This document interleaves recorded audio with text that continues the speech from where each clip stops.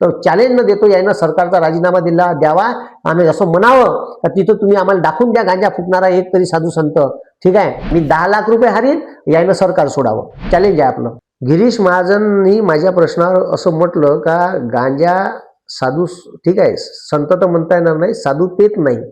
ठीक आहे, हे आम्ही खपून घेणार नाही. माझ्या विरोधात पोलीस तक्रार सुद्धा वर्धेत दाखल केली का मी असं म्हणलं म्हणून.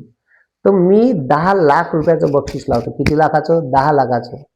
नाशिकच्या कुंभमेळ्यात 10 लाख गिरीश महाजनांनी हारावे, नाही तर मी हारतो, नाही तर यानं सत्ता सोडावी. जर तिथं गांजा फुकणारे जर साधू मिळाले नाही, किती?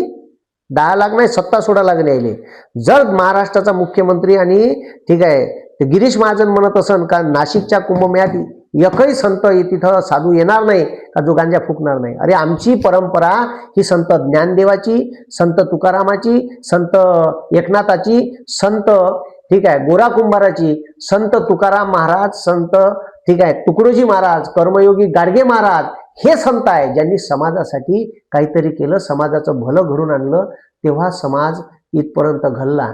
ठीक आहे, गांजा फुकून समाजाला का आदर्श द्यायचा राहिला आणि त्या कुंभमेळ्यातून समाजासाठी का भेटणार? माझा कुंभमेळा घ्यायला विरोध नाही, पण झाडं कापू नये आणि 25,000 करोड एवढा अवाढव्य खर्च कुंभमेळ्यावर करण्यापेक्षा पोट्याचं भवितव्य जास्त महत्वाचं आहे, त्याच्यावर खर्च करावा.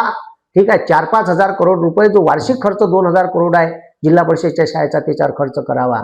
ठीक आहे, जर हे खरंच माझ्यासोबत एवढी हे म्हणत असून का खपून घेणार नाही, तर चॅलेंज न देतो यानं सरकारचा राजीनामा द्यावा.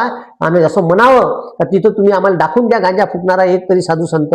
ठीक आहे, तर ठीक आहे, मी 10 लाख रुपये हारीन, यानं सरकार सोडावं. चॅलेंज आहे आपलं. लागलं आजच चॅलेंज.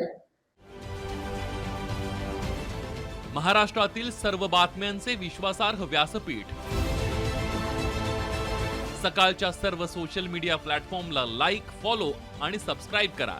तसंच सर्व नोटिफिकेशनसाठी बेल आयकॉन प्रेस करायला विसरू नका.